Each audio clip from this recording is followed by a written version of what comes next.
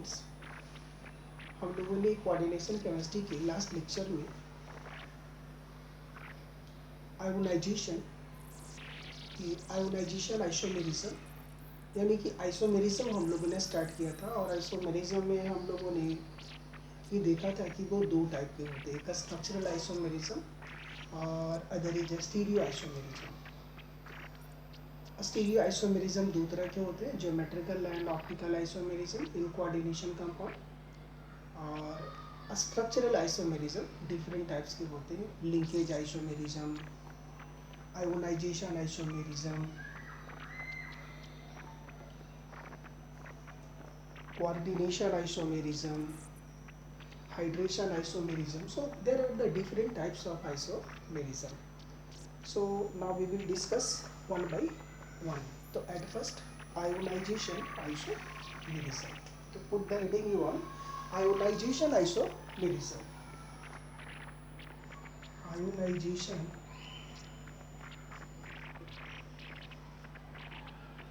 isomerism.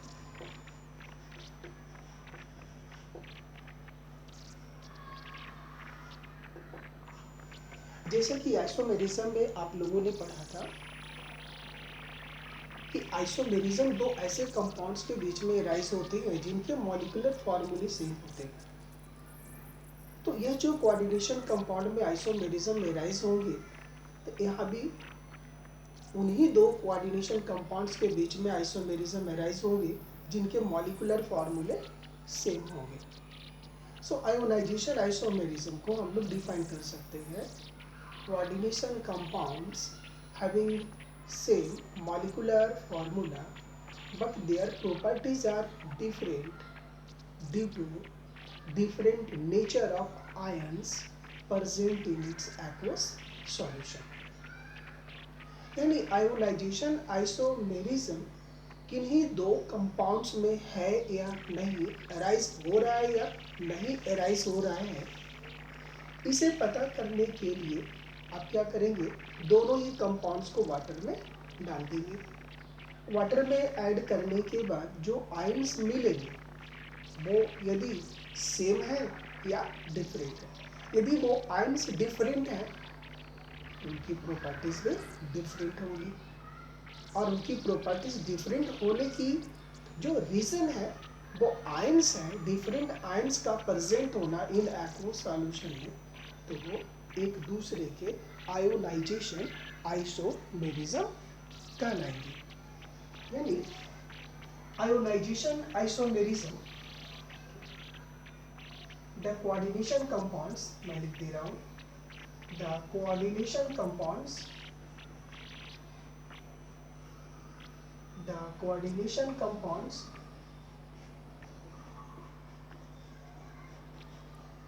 having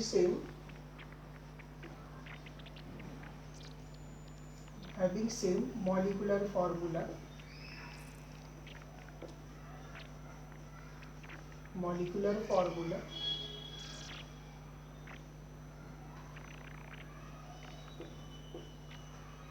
but different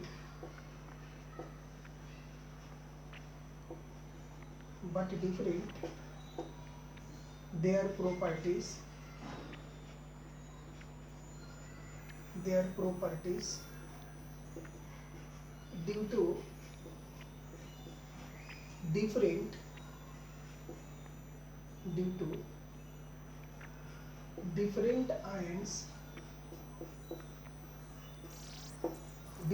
ions in aqueous solution।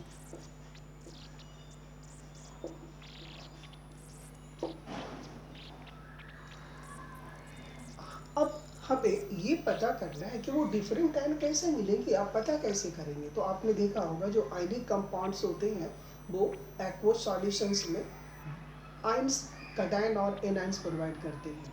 यानी वह substance जिनके बीच, वह दो आयंस जिनके बीच में इलेक्ट्रोवैलेंट बॉन्ड प्रेजेंट होते हैं, आयनिक बॉन्ड प्रेजेंट होते हैं, उसे यदि वाटर में यदि आप ऐड करते हैं तो वो आयोनाइज होकर के टू अपोजिट आयंस देते हैं।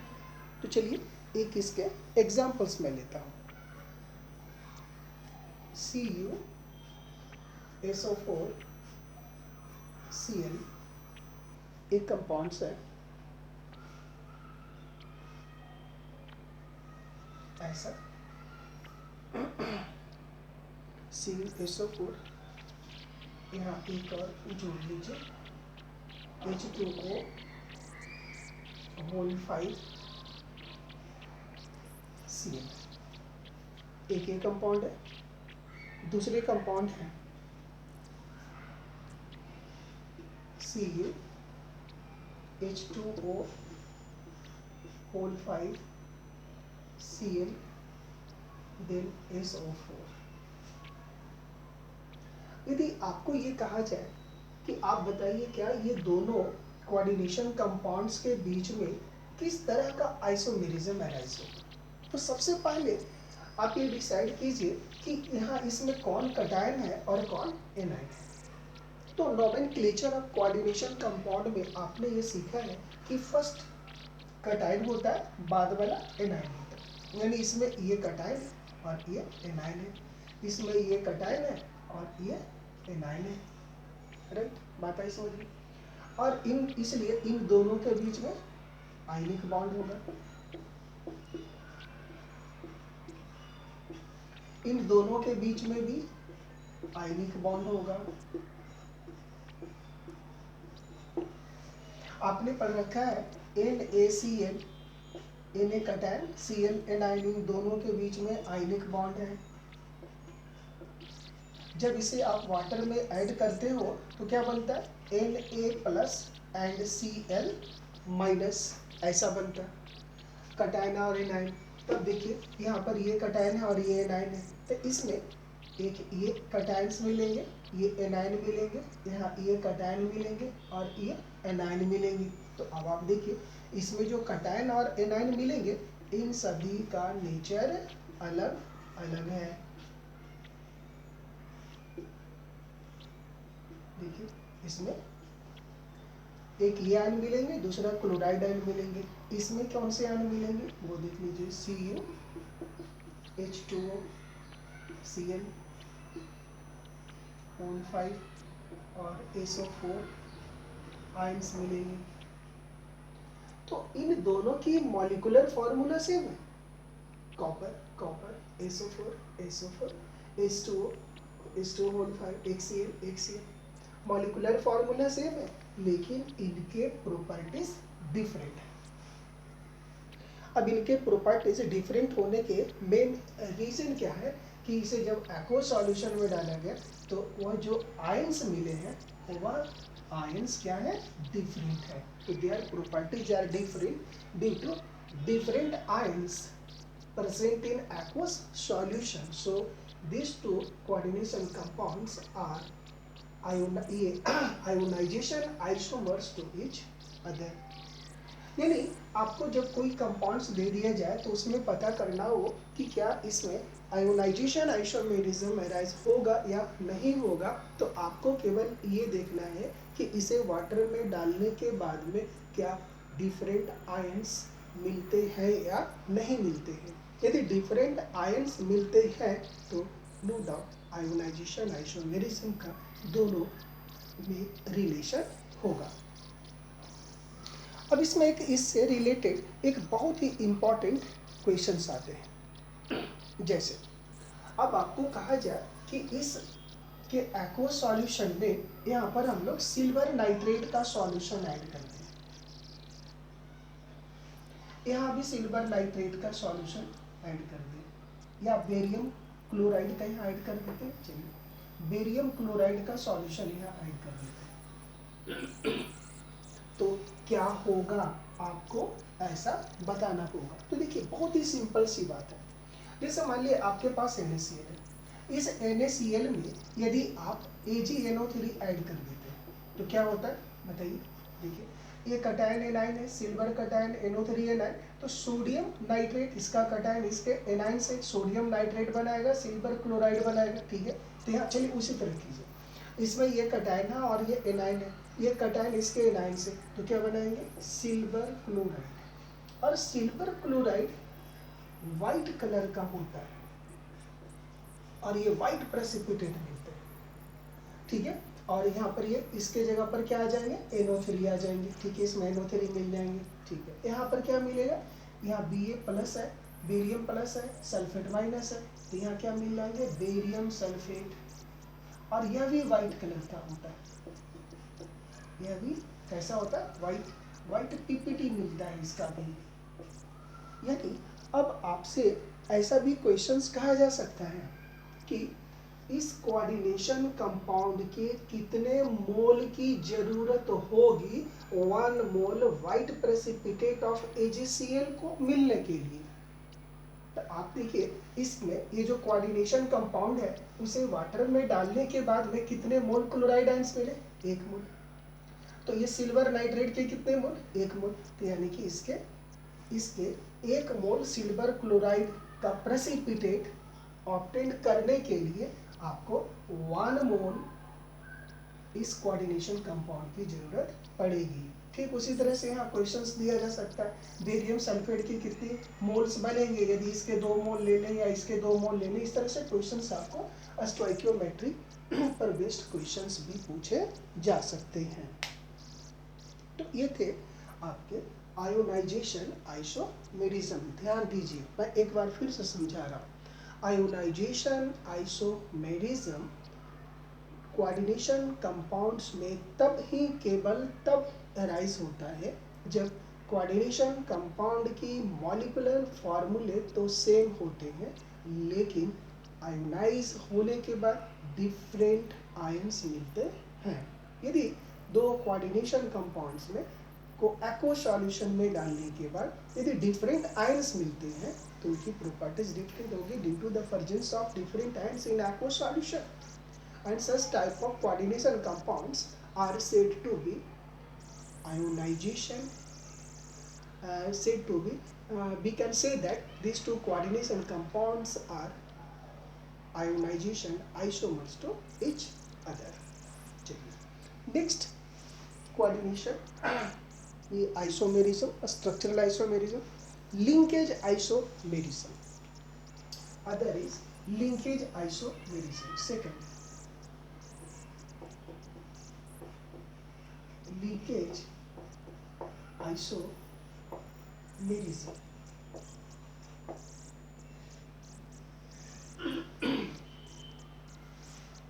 लिंकेज आइसोमेरिज्म इस तरह का कोऑर्डिनेशन कंपाउंड उन तरह के कोऑर्डिनेशन कॉम्प्लेक्स में अराइज होते हैं जिसमें लिगेंड एम्बीडेंटेड होते हैं।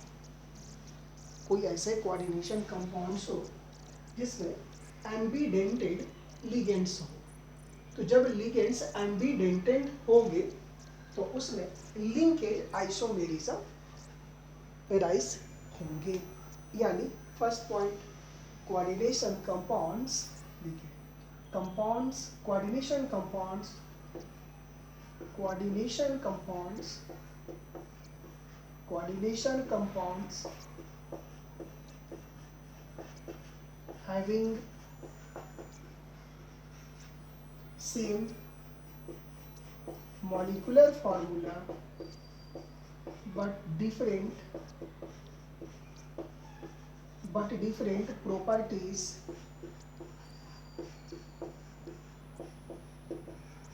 due to the presence of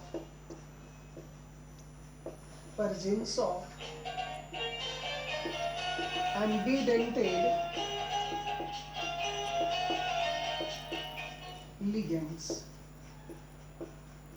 एम्बीडेंटेड ligands present होने के कारण उसके यदि प्रॉपर्टीज डिफरेंट होते हैं तो उस तरह के 2 कोऑर्डिनेशन कंपाउंड्स के बीच में जो रिलेशन होता है वो वह लिंकेज आइसोमेरिज्म का होता है। अब यहाँ एम्बीडेंटेड लिगेंड्स क्या है, इसको मैं फिर से आपको समझा देता हूँ कि एम्बीडेंटेड लिगेंड्स क्या होते हैं।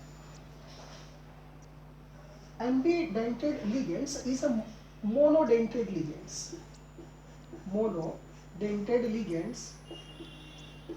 monodentate ligands having 2 donor, two donor atoms, ऐसे लिगेंड्स जिसमें टू डोनर एटम्स हो, जैसे HCN थायोसाइनेट, इसमें क्या होता है, ये सल्फर भी डोनेट कर सकता है और ये नाइट्रोजन भी डोनेट कर सकता है। तो इसमें दो डोनर एटम्स हैं। तो वह लिगेंड्स जिसमें दो डोनर एटम्स होती हैं उसे हम लोग एम्बीडेंटेड लिगेंड्स कहते हैं। जैसे HCN, ऐसा ले लीजिए, सॉरी CN, इस CN में ये कार्बन भी डोनेट कर सकता है, ये नाइट्रोजन भी डोनेट कर सकता है। तो CN और एक होते हैं NC, ऐसा, तो यहाँ नाइट्रोजन डोनेट कर सकता है। ठीक है, चलिए इसको मैं अलग ही लिखता हूँ।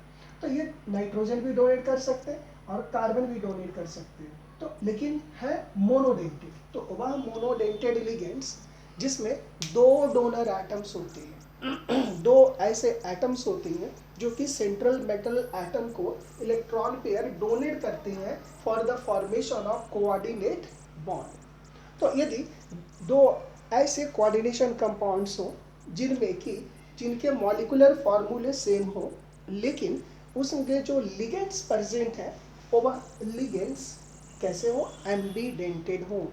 तो लिगेंड्स यदि एम्बीडेंटेड होते हैं तो उनमें, उन दोनों के बीच में जो रिलेशन होता है वह लिंकेज आइसोमर्स का होता है। दोनों एक दूसरे के लिंकेज आइसोमर्स कहलाते हैं।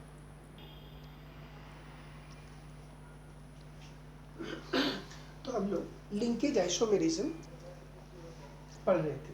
लिंकेज आइसोमेरिज्म में जो हमारा लिगेंड्स होता है वह एम्बीडेंटेड होने चाहिए। जैसे HCN है, CN है, इस तरह के जो लिगेंड्स होते हैं वो एम्बीडेंटेड लिगेंड्स होते हैं। इस एम्बीडेंटेड लिगेंड्स के प्रेजेंट होने से, ठीक है, वह उनके डोनर एटम डिफरेंट होंगे, तो उन ऐसे कोऑर्डिनेशन कंपाउंड्स के बीच में लिंकेज आइसोमेरिज्म स्टार्ट हो एराइज होता है। जैसे देखिए, इसके एग्जाम्पल्स देखते हैं। इसके एग्जाम्पल्स हैं जैसे K4 Fe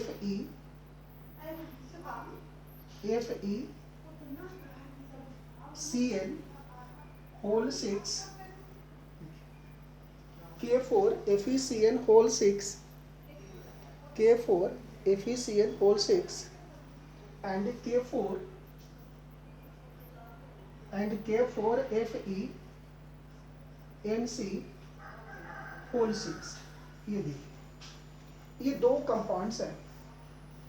इन दोनों ये कंपाउंड्स में दोनों कोऑर्डिनेशन कंपाउंड्स, लेकिन इसमें ये जो लिगेंड है CN है, तो यहाँ CN है और यहाँ क्या है, NC है।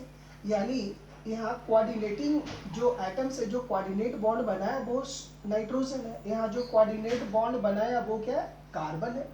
तो इन दोनों में जो इस सेंट्रल मेटल एटम के साथ बॉन्ड बनाया उसका लिंकेज डिफरेंट है, और लिंकेज डिफरेंट होने के कारण इनकी प्रॉपर्टीज डिफरेंट है।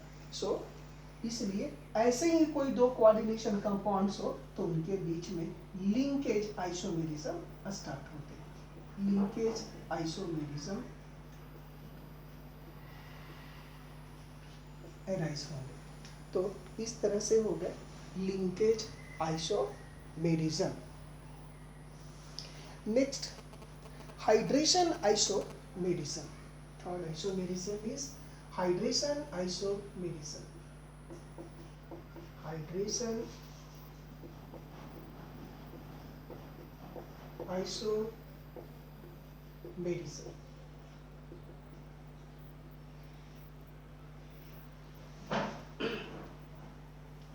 हाइड्रेशन आइसोमेरिज्म,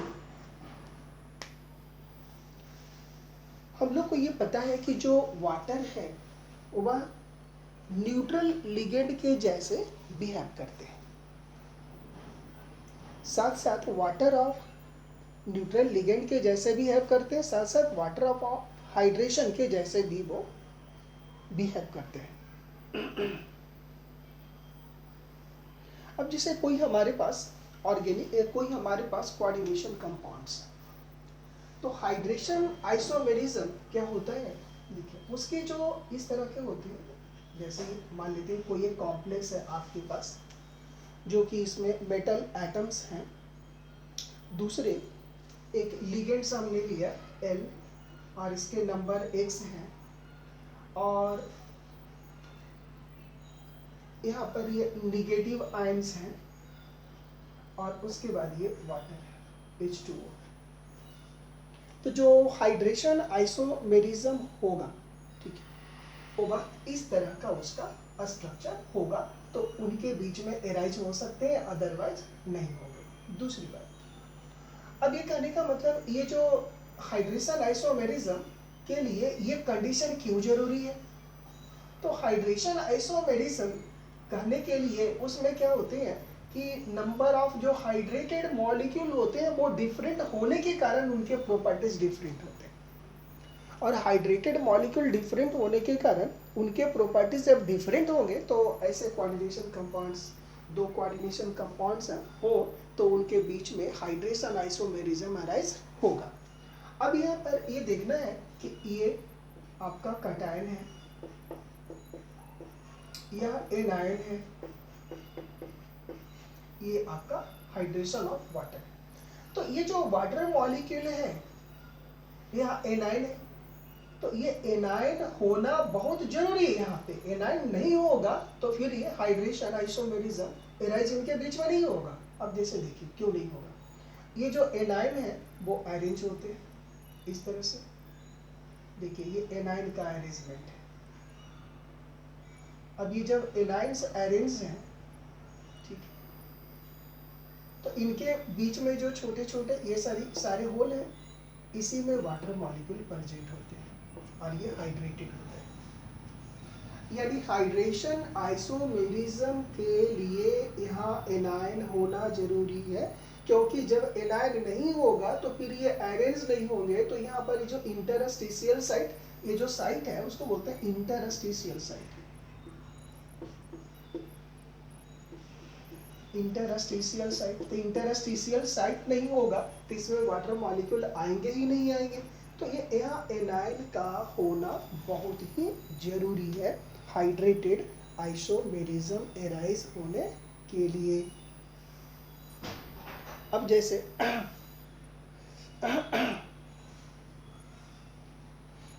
नेक्स्ट अब हम लोग इसके एग्जांपल्स देखते हैं। एग्जांपल्स हाइड्रेटेड आइसोमेरिज्म का एग्जांपल्स, जैसे देखिए Cr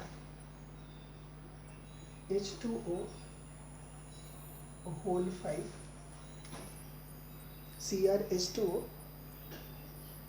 होल 5, या यहाँ 4 कर दीजिए, 4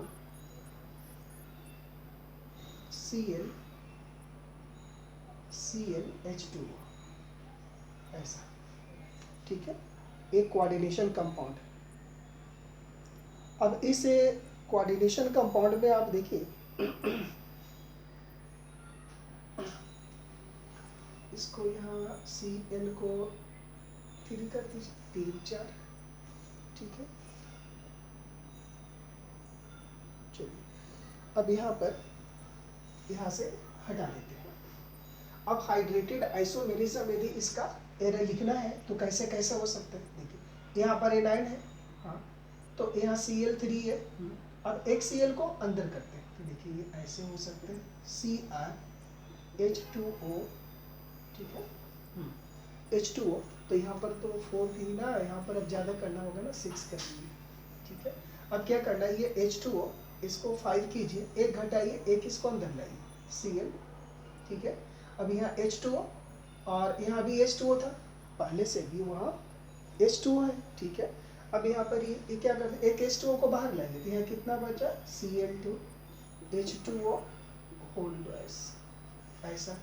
यानी देखिए एनाइन है, ये वाटर है, तो वाटर मॉलिक्यूल जो एनाइन का इंटरस्टिशियल साइट है उस प्लेस को ऑक्युपाई किया हुआ होगा, यानी इसमें ये हाइड्रेटेड हो सकते हैं। दूसरा देखिए इसमें ये 2 है, अब इसको ऐसे भी लिख सकते हैं हम, CrH2O 4 Cl2 कर दीजिए, नेक्स्ट यहाँ देखिए, अब कितने एक एनायन बच गए, H2O कितने हो गए, 3 हो गए। समझ में आ रही बात? नेक्स्ट अब आप यहाँ देख लेते, ये Cl को अंदर कर दीजिए, Cr H2O होल 3, ठीक है, और ये हो गए Cl3, यहाँ हो गए H2O होल 4। ये हाइड्रेटेड आइसोमर्स, आइसोमेरिज्म इसमें एराइज नहीं होंगे, ठीक है, क्योंकि इसमें एनाइन नहीं है। इसलिए ये हाइड्रेशन आइसोमेरिज्म इसको काउंट नहीं करेंगे। It is not a hydration, not a hydration isomerism, isomerism इसमें हाइड्रेशन आइसोमेरिज्म एराइज नहीं होगा, क्योंकि यहाँ पर एनाइन नहीं है, A9 is not, A9 is absent है। तो जब एनाइन है ही नहीं तो यहाँ पर इंटरस्टिशियल साइट का फॉर्मेशन होगा नहीं, तो फिर वाटर मॉलिक्यूल ऑक्यूपाई कहाँ होगा, नहीं होगा, इसलिए ये हाइड्रेशन आइसोमेरिज्म में नहीं आएगा। चलिए अब और भी कुछ क्वेश्चंस करते हैं। तो इस तरह से ये हाइड्रेशन आइसोमेरिज्म के लिए ये कंडीशंस होनी चाहिए। नेक्स्ट है coordination isomerism, next coordination isomerism.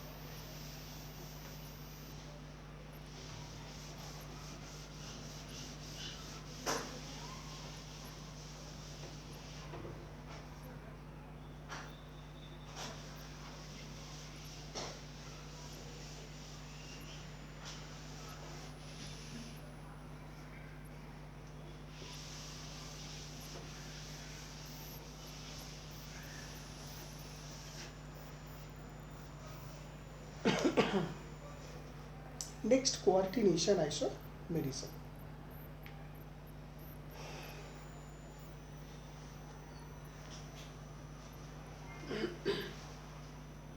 Next isomerism is coordination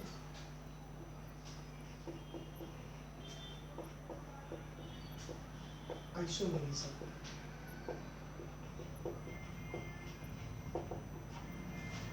Such type of isomerism arises in between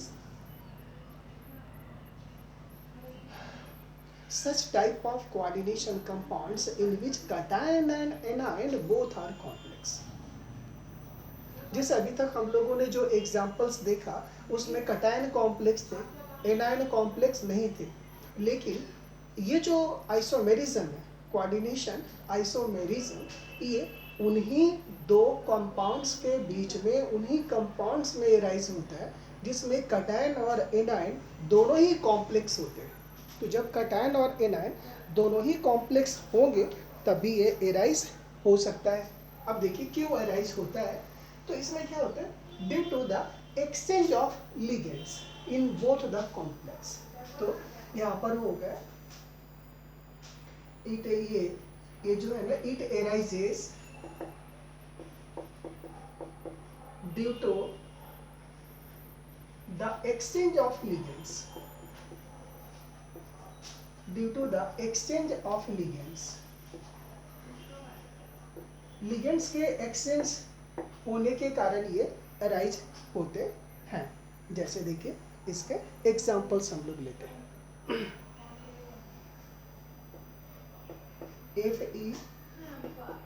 FeH2O whole 6, other complex is CO, Cl, COCl whole 6। ये ऐसा है, एक कटायन है, एक एनायन है, दो कॉम्प्लेक्स है। अब इनके बीच में देखिए, अब ये दो कॉम्प्लेक्स है, एक कटायन, एक कॉम्प्लेक्स है जिसमें कटायन और एनायन दोनों ही कॉम्प्लेक्स है। तो इसके बीच में कोऑर्डिनेशन आइसोमेरिज्म एराइज होगा। कोऑर्डिनेशन में आइसोमेरिज्म एराइज कैसे होता है, due to the exchange of ligands. ठीक है, due to the exchange of ligands arise होता है। तो चलिए, ये कटायन है और ये एनायन है, राइट।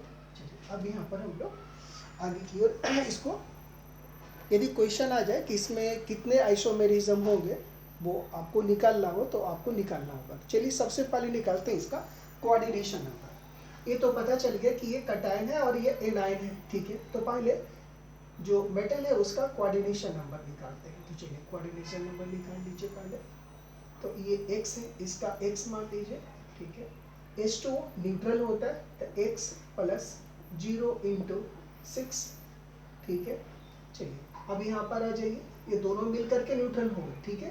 कितने हैं ये भी पता हमें नहीं है, मैंने केवल बताया आपको कि ये कटायन है और ये एनायन है। चलिए प्लस यहाँ कितने हो गए, इसको x मान लीजिए। ये Cl कितने हैं, 6, तो ये कितने होता है, -1 × 6 = 0। अब यहाँ से क्या हो गया, x और x 2x, ठीक है।